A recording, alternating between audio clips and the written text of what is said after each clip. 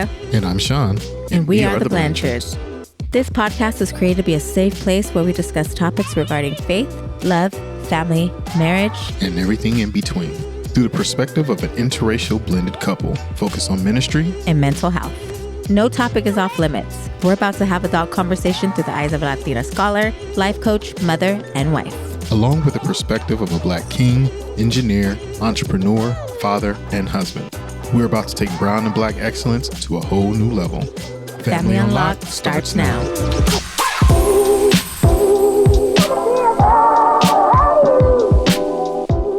Welcome, everyone. Thank you for attending our episode number 2.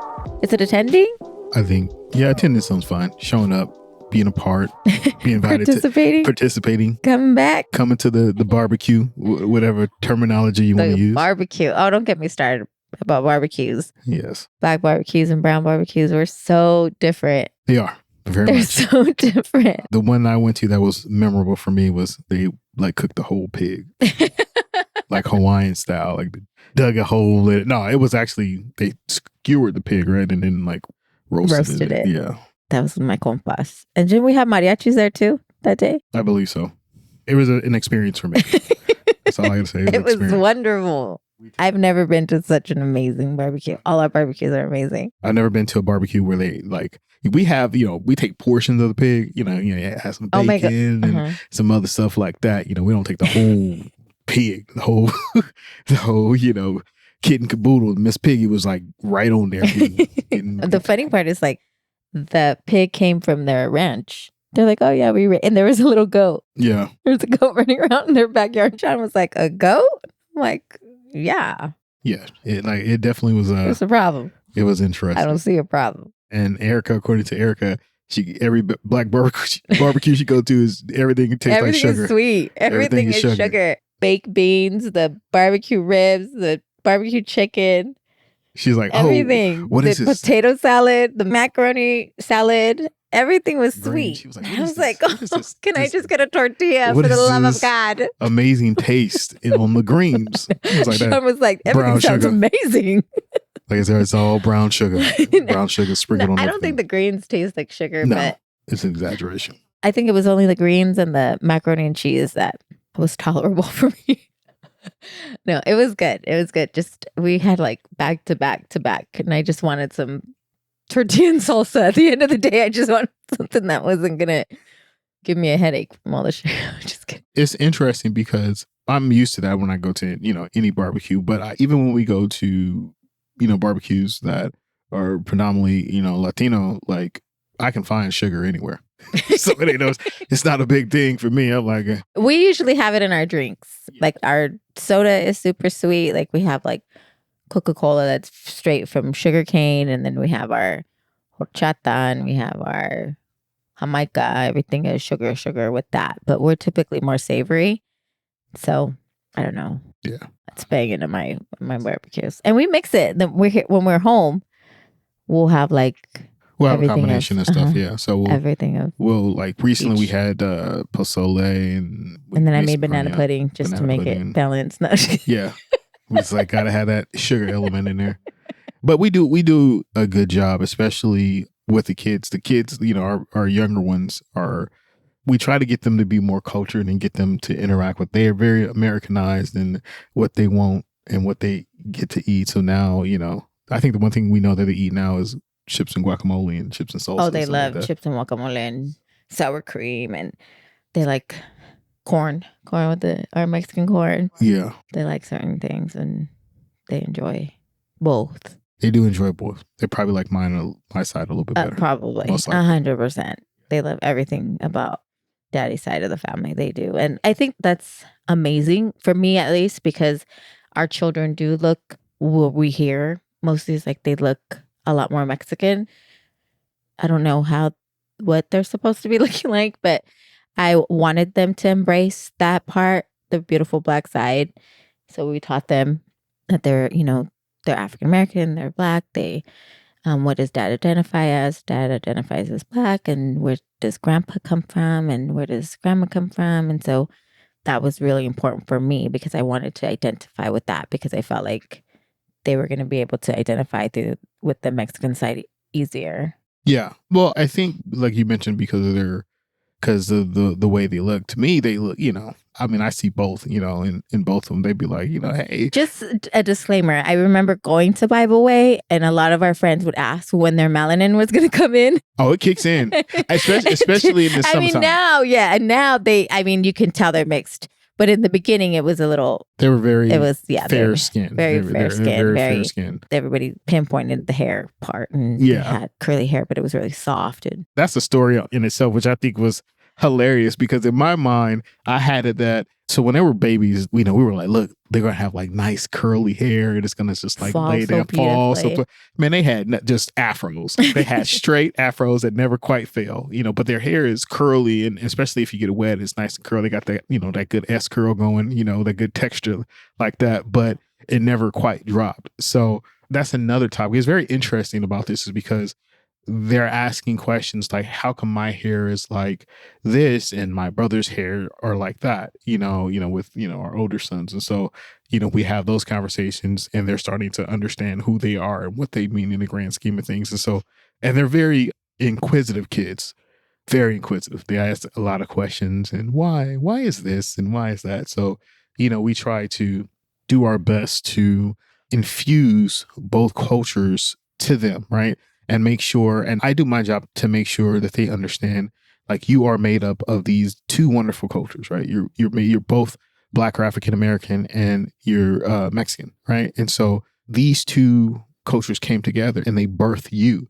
And so you have to be able to learn to appreciate both sides, and so they're starting to embrace it. They're still, young, so they're figuring out. But, my hope is that they can be able to identify and appreciate both sides of them, both, aspects of them. Right now they're just figuring out. We got one kid who loves rap, the other one's like R&B, rock and roll. That's who they are. Yeah, we try to cultivate a safe space where they can ask questions, and being inquisitive and curiosity is always something. I'm a very curious person. If you tell me something, I'm going to look it up. I'm going to check if it's facts, what you're saying. Like, I'm just that person. Which kind of bothers people, because I've seen people get like annoyed with how inquisitive we are. But it just helps me find some kind of stability and regulation, because I got to know what you're talking about. And if you're talking about is true, it's facts. Because the last thing I want from me is to sound stupid or sound like I'm not saying something correctly, or that what I'm saying is based on somebody else's opinion. I want to create my own opinion. And because I'm so certain of what I know or what I'm talking about, I want to make sure that my friends and family aren't saying ridiculous things or not talking about something that they have absolutely no idea if it's true or false. And that can really bother people, because they think that I'm challenging what they're saying. And it's not necessarily that I'm challenging, but I'm like, I don't think that's right. Yeah. I think you're trying to understand too. You're trying to gauge the conversation. And that's one thing which is good, is that you're listening with the intent to understand. And then in terms of what they're saying, you're trying to be able, so you can kind of reciprocate what it is they're saying. And I feel like that's G. G is very much like that. Gianni, yeah, he is very. I thought you were calling me like I was a G. Like, damn, that's a G. Like, you're a gangster. They're like a smart person. But you're like, nah. No, absolutely. Referring to our offspring. Yeah, Gianni is very inquisitive, very like wants to know, well, why are you making this decision? Where is it coming from? Why? And he's the one that will sit with me, and we will have long conversations. We're the one that, and Jesse is too. Like, when it comes to Gianni, Jesse, and myself are very similar in the way that we think and the way it has to make sense for us. If it doesn't make sense for us, then we won't even go. We won't. I'm not going to go. It's kind of thing. And Gianni's very like, we'll read books on how to control his anger, how to discuss his feelings. We read the book about heaven. We read a book with Joyce Meyer. He's the one that sleeps to positive affirmations, and he'll tell his brother, like, Neo, you need to listen to this so that it can help your patience. And he'll tell him, I think it's in the best interest. But he's also our artsy child. And so is Jesse. He's very artsy, Jesse's very philosophical. Like, he wants to think about the grand scheme of things. Like, he's not just trying to understand how you're feeling in the moment. He wants to understand there must have been something that happened to you that makes you think in this way. And then Sean and Neo and Eric are very like, let's just go. What's the big deal? Like, Sean doesn't want to break down. He just wants to know, are we okay? We're doing A, B, C, and D. But Erica already thoroughly made the, all the research on why we're going to A, B, C, and D. She actually makes the emotional connection. When she'll give a description, it's usually she addresses everything. She'll like, no, okay, listen, I'm going to tell you the story.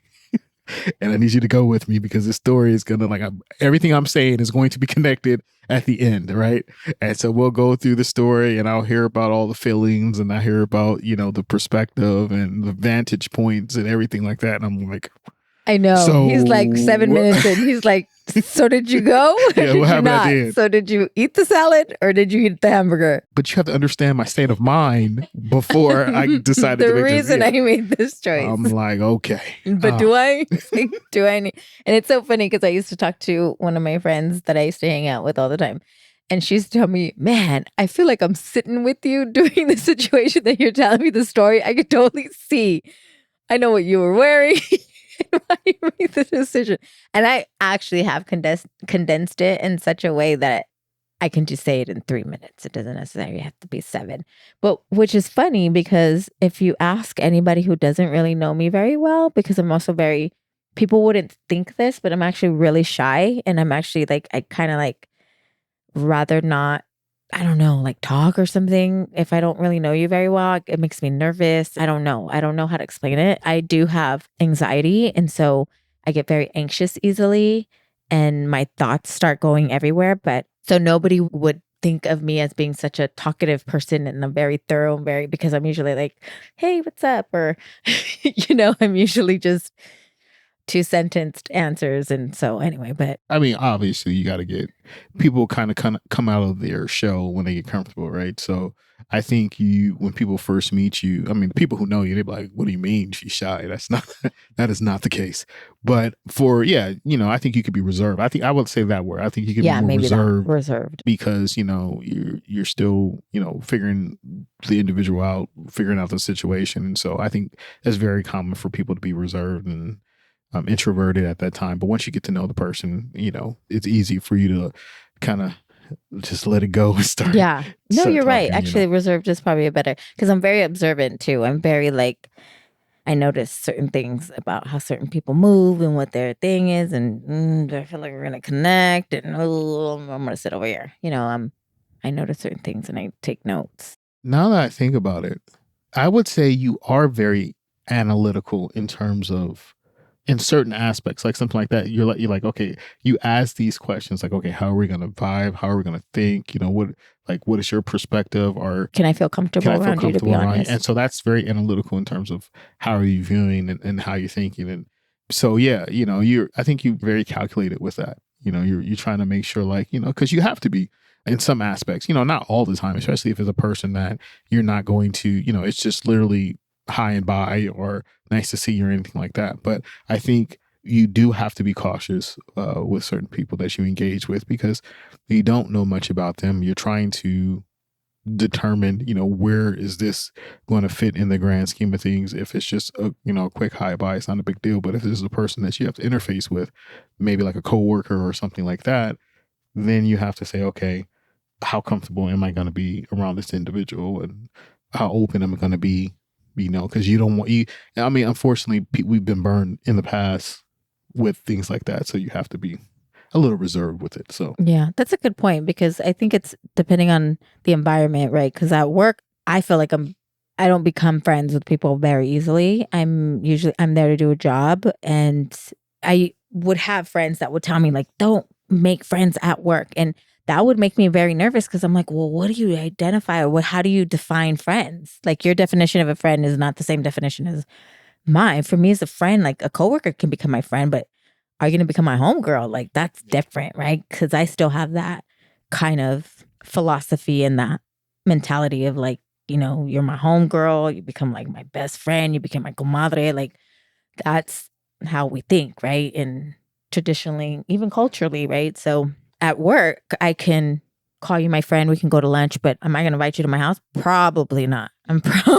It's not looking good. It's like a 97% chance that I would invite you to my house, but I would invite you to my kid's birthday party. I would do something like that. I don't feel uncomfortable doing that. But I think that's mostly because I'm such an open book, and I'm really like, once you get to know me, like I'm a very private person. So once you get to know me, I get to like, if I can be myself, I can say what I want, I could do what I want, I can wear what I want, I could drink what I want, and I'm not gonna have any commentary then, and you're gonna do the same and you're gonna feel the same, then you and me are gonna be like this.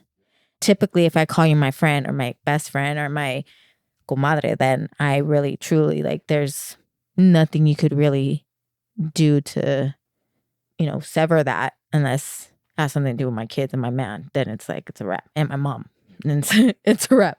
Even me, like I've been done dirty so much, and I can still forgive the person. But Yeah, I would say I'm slightly different. Like I have a very small group of people who confidants, right? People that are like ride or die, people that you entrust and you go to when, whether it's you need assistance with spiritual growth or you need assistance with something you're dealing with emotionally or mentally. And there's very few people that I am comfortable with being able to divulge. And a lot of times, a lot of us are equally yoked. And so a lot of my friends that are my core, we kind of are in the same similar situation. We're dads, we're husbands, we work, we provide, we have a lot of commonalities. And so when we are able to get together, whenever that, time happens, we can, kind of share thoughts, collaborate, feed off of each other. And with people like that, that's great. But if it's somebody that I'm interacting at work, whatnot, I'm very reserved.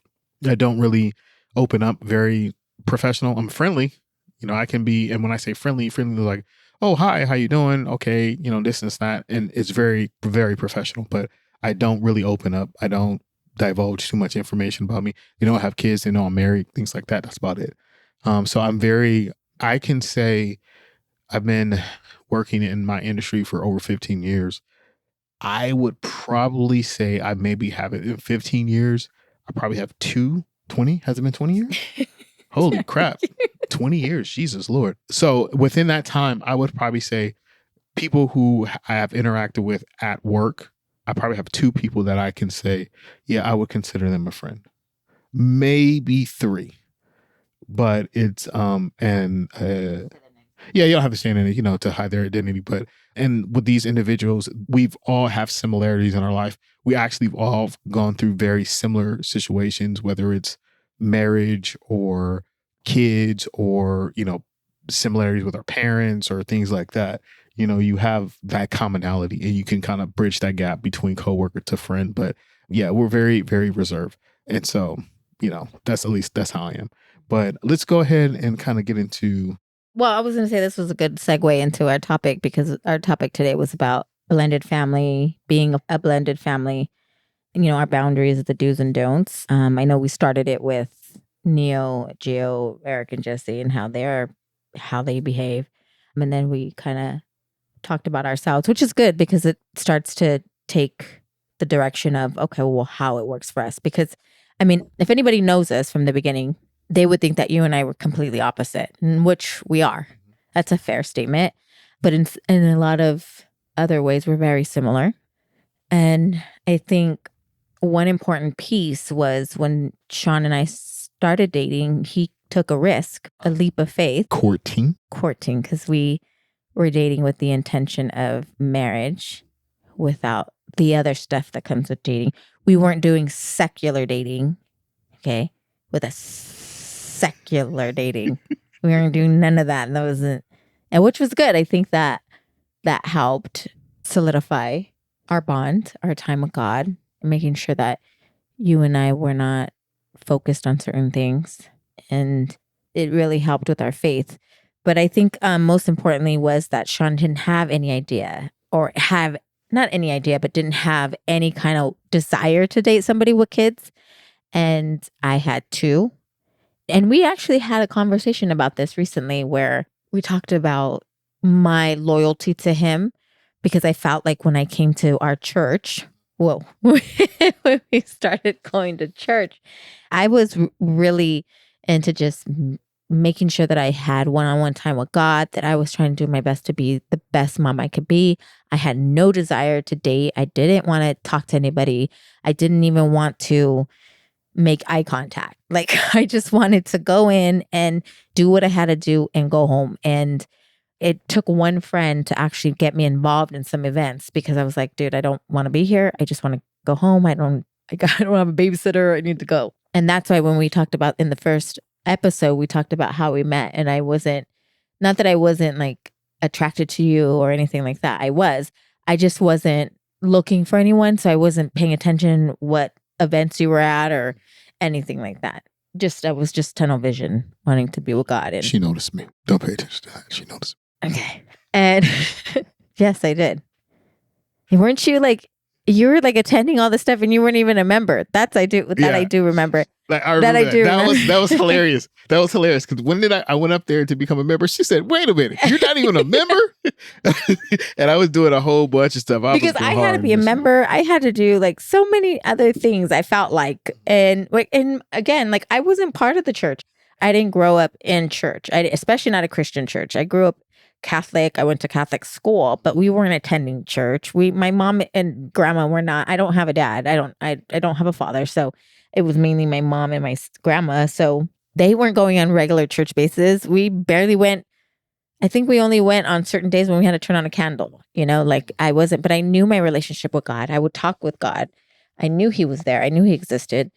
So when I came to our church, I was more invested in making sure that I got that relationship with him. I was trying to get what people were getting, I was trying to be there. I wanted to get the spirit. I was like, how do I talk in tongues? Like, that sounds cool. Like, I wanted to be part of that.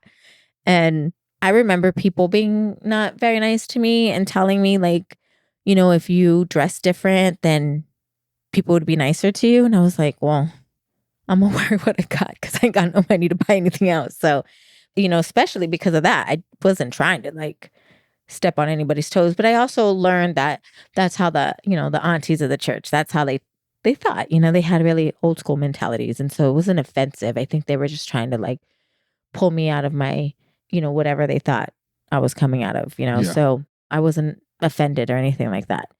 So going back to what we're talking about, I did remember like when we started dating or when we started talking, I was like, I have 2 kids. And you were looking at me like, I know, I tutor them, and I was like, oh yeah, I totally forgot. And so I think that's what started it, was you trusting God, because that forever in my heart, like that loyalty that I have for you is I'll forever be trusting to not just God, but submissive to you, because knowing that, and I can say submissive, feeling safe saying that, because my husband doesn't expect me to, when he comes home, for me to be barefoot and pregnant on my knees and, bowing to him or washing the floors when he gets here and making tortillas when he gets home. Like, it's nothing like that. I'm submissive, meaning that I trust that he puts God first and he connects with God before he makes any major decisions for our family. It's nothing like that. Like, when you say that and you think of submission, for all my nerds out there, I think of like Superman 2 with Zod. He's like, kneel before Zod. It's not like that when she comes in. It's more, she.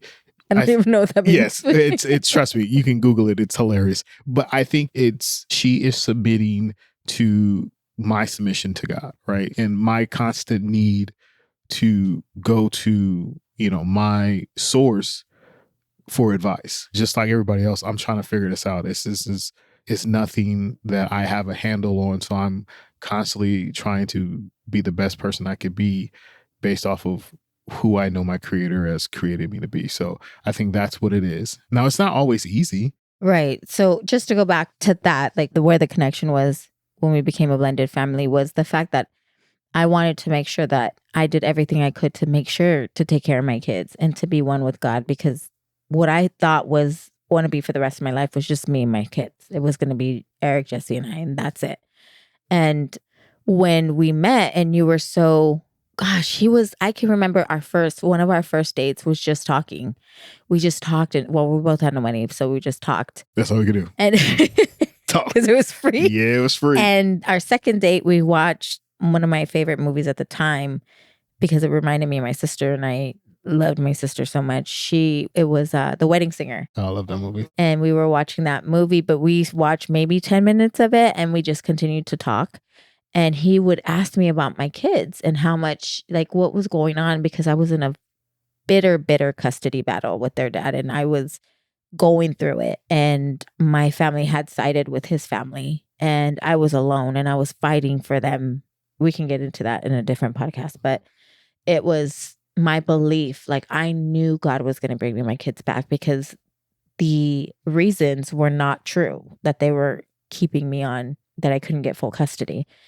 And so my belief was going to get them. And Sean was like, oh, yeah, we're going to get them. And it was always like, oh, yeah, they're coming. Oh, yeah. And I don't know if he went back home. He was like, oh, damn. Oh, man, this girl.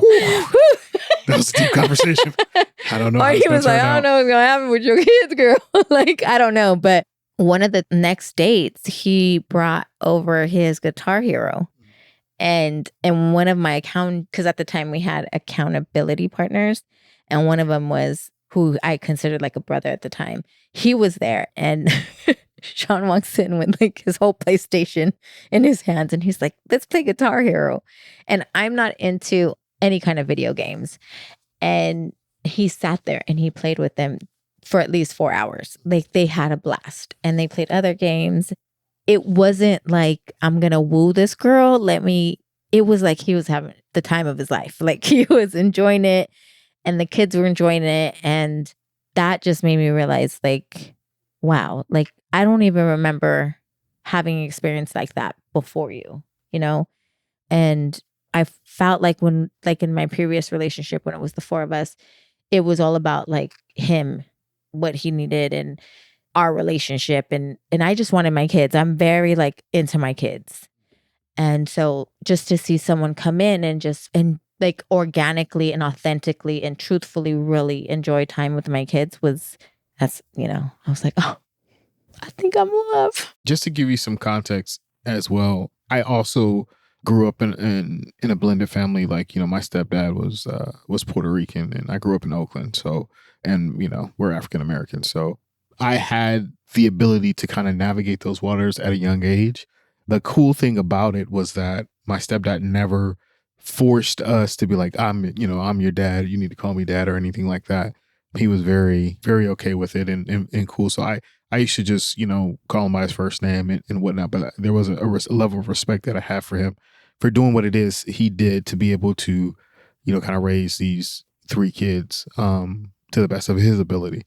So when I did, start, me and Erika started to court each other, it was interesting because there is a level of, you get kind of nervous because, Erika had kids, and then also there was another level, like she was very focused when she was coming to church. And I told her this as well. I said, what intrigued me about you from other people that I interacted with was she was focused.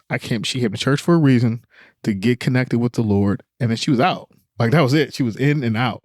And she was like, I'm not trying to do all that. Like, I'm focused. And my goal is to, to be with my kids. My goal is to establish our relationship. And I felt like, wow, this is a woman who's focused. And so when we did start to, we were recording, we were dating, and we had those conversations, what made it so interesting was I felt like I was getting to know, peel back this layers of her life and get to the core of who she is and understand that connection that she had and why her kids were so important to her, and what it is that she's went through in her experiences and the things that have led her to that point. I told her this as well. I felt like God allowed me to see her through his eyes.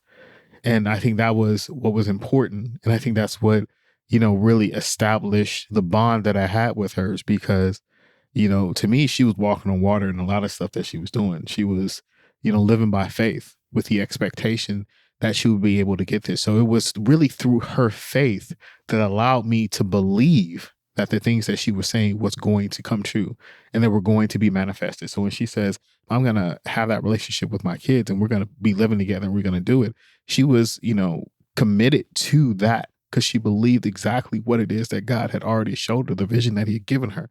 So I can feel that through her. So it wasn't a big deal for me to say, oh, 100% I see it. 100%, like I can see this happening, and this is something that I believe for you. And they were great kids, but I also had to navigate those waters because I've never, I knew for a fact that when we would get married, I would be, become a dad instantaneously, so being able to adjust to that and figure out how that is in the dynamic that I wanted, and then I have to kind of go back to my childhood and say, well, I don't want them to feel like, hey, I'm your daddy now, it's not nothing like that, but I want there to be a level of love, respect, and admiration with each other, and be more of a partnership, meaning like, I'm not here to control you. I'm not here to impart authority over you. I'm here to be a source of friendship, a source of knowledge, a source of wisdom. And we can navigate this together, because I don't have the answers. I'm trying to figure out, I met Erika, was it Eric and Jesse at 11 and 9? Or it could have been sooner than that. I can't remember. I thought it was like 9 and 6. No? 9. No, they're 2 years apart. They're 2 years apart. So then it would have to be, maybe Jesse it could have been. Maybe 10 and 8? No. Yeah, they were still fairly young. So I forget that you knew them before we started dating. Yes. So when we started dating, I think they were 11 and 9. Yeah. But you met them earlier than that, I met right? them earlier. Yeah. Okay. That was the thing. So, and I think the most important piece of that was, so one of the things that I made sure we were dating, and then we got engaged 3 years later. Took a long time for Sean to finally propose. No, just and when we get that's why. Like when we finally got engaged and we started looking at houses, we got a house early, and it was in January. Our wedding wasn't until July, and Sean was like, well, we can live together. There's 4 rooms. Eric and Jesse will have their own room. You will have the master room, and I'll take the side room. And I was like, okay. So we started signing the contracts. And then that started. The contracts were signed. We had signed the contract. We had signed the contract. And I kid you not, like 12 hours later, I was like, I can't do it. And he was like, what? And I was like, I can't do it. And he goes, what do you mean you can't do it? I said, I can't move in with you and we're not married. And he's like, you got to be kidding me. And I remember he didn't talk to me for almost a whole day. He said, so what do we need to do? I said, we have to get married. I can't be in a house with my kids with a man that I'm not married to. Because I had so many boundaries and I had in place so many expectations for myself and for our relationship that I didn't want to break a promise to my kids that the next man was going to be, like I promised, he's not your dad, but he's a good man kind of thing. And I think I put the pressure on myself more than them. They were like, okay, like. And so I told him what I needed to do was to get married. And so that following weekend, as mad as Sean was, that following weekend, he was like, okay, let's do it. And we went into our bishop's office, I think immediately, right? Like that day. And he goes, you want to get married now? And he goes, you're pregnant. And I was like, no. Yeah. He's like, oh, girl. He's like, well, why do you want to do this? And I said, I can't. I made a promise to God. I made a promise to myself. I made a promise to the kids. And I can't go into a home and not be married. And he was like, oh, I'm so proud of you. Yeah. You little hussy, you've changed your ways. No, he didn't. It's a long time from, what was it, apple bottoms. Yeah, he was so funny that day too. So we go into his office and we set up the date and all that. And so it was like the week before we're going to move into the house. And can I give you some context on that of why, which kind of, because we brought this up before and it's. Did we say it in the last one? I don't know if we said it on the last one, but just it's a brief context. Was I upset? I was upset because you know what it reminded me of? What we said in The Wedding Singer is like things you could have told me yesterday, after we did. No, but a part of me felt like, well, wait a minute. Like this isn't what we talked about. This isn't what we agreed on.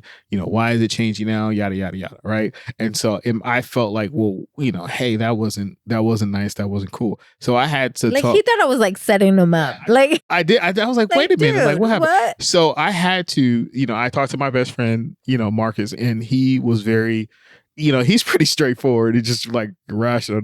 I was like, hey, yeah, man, she told me this and this and that, and she was like, well, we gotta get married. And he was like, okay. Like, so then why don't you get married? I was like, what? Like, what are you talking about? He was like, well, you're going to marry her anyway. And he was like, you love her, right? I was like, absolutely. He was like, okay, so then what does it matter if you get married on the wedding day or you get married now? She's expressed to you how she felt, and she told you the reason why she has felt the way she, feels.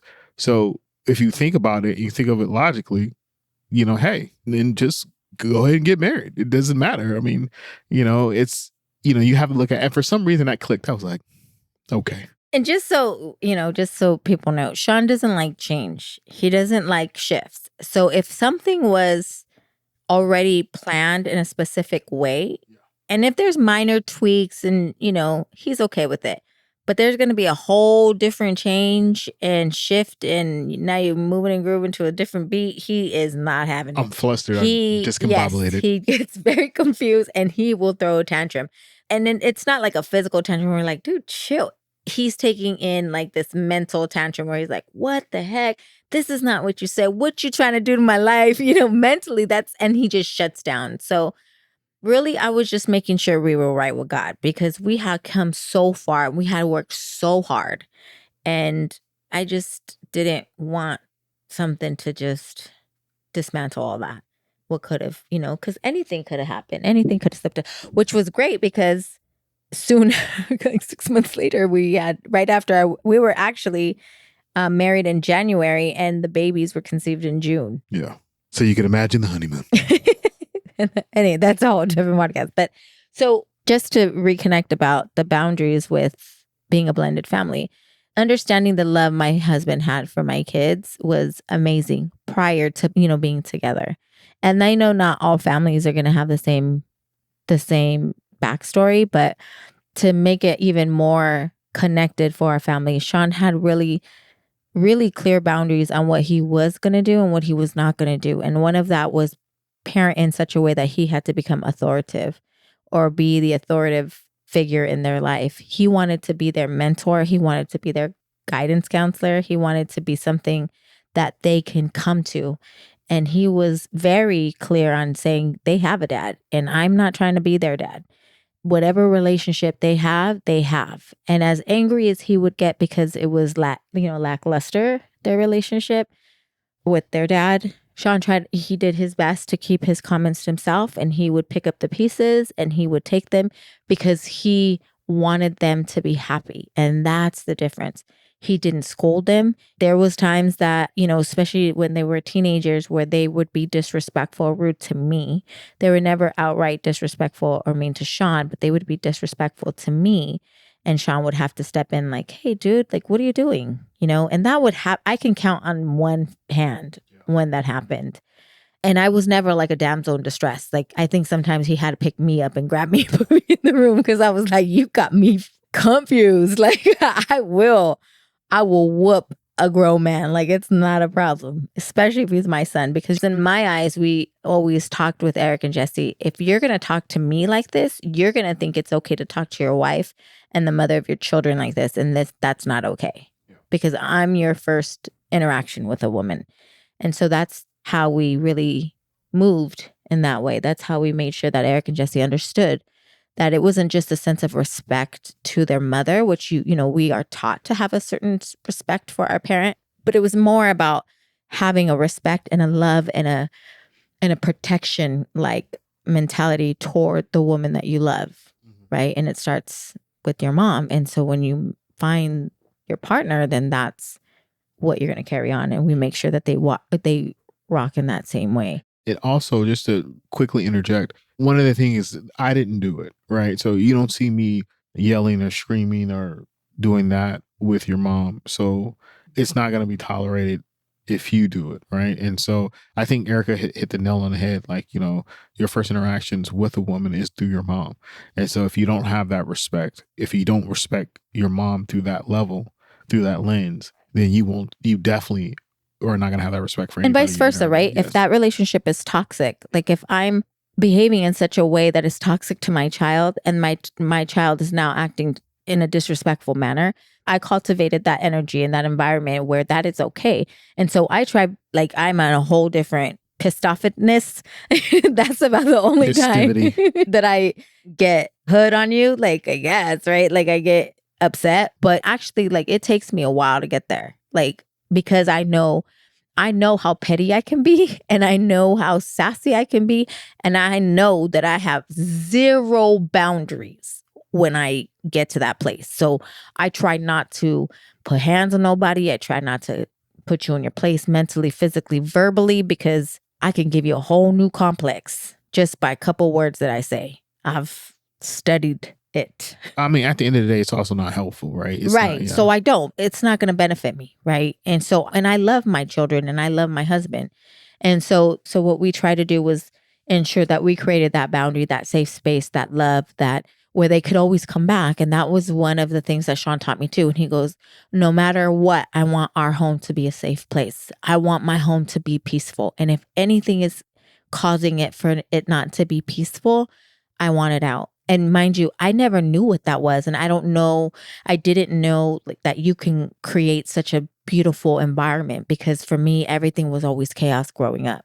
And my sister and I would count on each other to try to create like this peace, because we were always in and out of somebody's house. We lived with my grandma. We lived with my mom. We lived with my aunt. We lived with my uncle. We were always moving around. We never had one place to call home, and we never had somewhere that we can come home and we had a meal and we were hugged and we were made sure that we were okay. And we made sure that the kids had that no matter how mad we were. Yeah. It's such an important thing. And to go back to what you were saying about peace, is because it wasn't just a physical peace. It was also emotional and mental. And spiritual, right? Like we always taught them how to pray. How to pray and how to be able to address those issues. But he wanted the home to be a safe haven from everything, from the ways of the world, right? And it wasn't just with the kids. It was with both my wife and myself. Like, you should be able to have a home that as soon as you walk in those doors, you can breathe, a sigh of relief to say, I feel safe, I feel comfortable, and that's the home. All your basic needs will be met, and you will have a sense of autonomy, feeling special. Mm-hmm. At least I feel that this home has been cultivated by love, and anyone who comes here and they stay here for a significant amount of time, they'll tell you taken care of. Yeah, and they can feel it, and sometimes they don't want to leave. We try to get them out, but yeah, I'm gonna need you to go. That's the essence of what we want. Like, we want this home to be a home, and we want our kids to feel like they're safe here, and and we want to feel safe here. We want to feel protected here. We want to feel like this is our kingdom and nothing can come in and penetrate that. And so that's my hope, is to cultivate that. Now, I mean, there's times that you're more successful than others to do that, but that definitely was something that I wanted in our home. That was so important too, because I didn't know what that was. Like, men came and went. And so when I didn't want Sean to go anywhere, but I knew, like, in the back of my mind, and I can confidently say a majority of wives have like, oh, I have a backup plan. If you leave, and it's not necessarily like I'm gonna have this dude, it's I got a little savings. I'm gonna get a spot. Don't trip. I will never be high and dry ever again. And that, I didn't want that. I didn't want to always feel like I needed to have that. And I can honestly say, after 10 years of marriage, I no longer, like 3 years in, I never felt like I had to do that. Have like a safe account or something in case something doesn't happen. But in addition to ensuring that there was a safe environment, Sean was really, really adamant to make sure that he got along with their dad. And so he would, even in awkward situations, and it wasn't until like 6 years in where the kids were already like grown. We didn't have to be at parties anymore. We didn't have to mingle. I mean, we shared birthday parties. We shared, I think, holidays. Like, we did a lot to make sure that everyone was blending. And to this day, their dad's wife, I adore her. Like, he married a good one. Like, I really love that girl. She's a good woman. And it's funny because my birthday is April 9th and her birthday is April 10th. So we're like very similar females. And the way she loves my children is, she's a good girl. So that was one of the things, ensuring that no matter how he felt of what he could have done differently as a father to these kids, he ensured that that never created a boundary between the two of them, because people move differently. And you guys are both Tauruses, which is funny because you guys both move very different when it comes to parenting. And at least Eric and Jesse, I don't know how he parents his other 6 children, but he has 8. So I don't know how he does that. But with these two, he made sure that we even babysat their kids so they can go on a date. I believe so. That was another thing. Like, he gets along with their dad very, very well. I get along with most people very, very well. That's not easy to get along very well or purposely, meaningfully, right? Mindfully create a relationship, especially dudes. I feel like you never know what another person is dealing with or is feeling, or, you know, how they feel about, you know, you raising their children and things of that nature. So that can always be, you know, awkward. But to me, that wasn't necessarily important. What was important to me is that whenever I would speak to Erika Jesse, I would always make sure that they cultivated a relationship with their dad, regardless of how they felt at a particular time, because I knew the importance of it, right? You know, and I had established a relationship with my father later on in life. And it was really through that grace that I was able to do that. So with Eric and Jesse, I wanted them to also be able to establish that relationship with their dad and to have a great relationship with it. And so it wasn't a big deal for me to say, hey, we can coexist. We can, you know, go to these functions. We could do these things together, you know, for the betterment of our sons, to make sure like, hey, they can see that this is something that we're working towards, you know. And to me, it's all love. I have no issues, no problem with that. You know, my thing is just to make sure that those boys are good. I mean, I think those are the strong steps and do's that we did to ensure a healthy relationship. And then the don'ts, I would say, was we don't fight in front of them. I think we've raised our voice and they've heard us maybe once, because I remember having this conversation. Sean was like, I don't want them to ever feel like they have to defend their mom, because that's going to shift our dynamic. And that too was, I never punished them. I never spanked them or put them on restriction, because that's also going to shift our dynamic. That's what I do not want to happen. And another thing, he never leaves them out. Like, even with them being 25 and 22, he's like, oh no, they're still coming on family vacation, because it's so important for us to have family vacations to reacquaint ourselves, to reconnect. And I'm very blessed to have a husband who's like, I want to ensure that they see the world the same way we see it. First class, all the way. Like, you know, everything is, which is wonderful, because they got to see life before God, you know, when I raised them and I was not doing too well, and then after, and what a beautiful life we have now. And it's only getting better. And how when we first started traveling with them, what we did then and now how we travel, you know, because that's hard work. That's the fruition from hard work, dedication, determination, right? Grit and tenacity.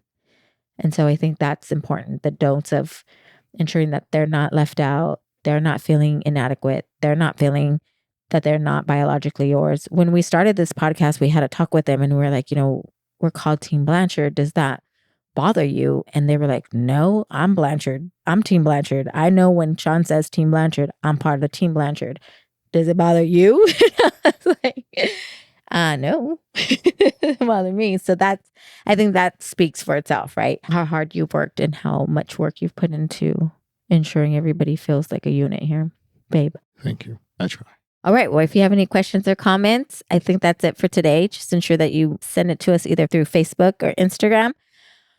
Or if you see us, you can ask us a question. We'll write it down. So you can go to Family Unlock on Instagram, and we have the Blanchards. Just go to Instagram right now, Family Unlock. Facebook is Family Unlock too. Facebook, yes, sorry. Facebook I think it's Sean and Erika. Yes, Sean and Erika, but we'll update that. If you know us, you know us. If you see it, just go. Drop us a line. Feel free to ask questions, or if you have some comments. Yeah, we would love to have questions. You could be featured in the next episode. Yeah, and address any comments that you may have, or like, you know, if you have questions about, you know, maybe something that you're dealing with and you kind of want to get, you know, our perspective or vantage point of it, we'll be happy to, you know, address those questions in a future episode. All right. Thank you so much. And we will see you at the next episode. Take care.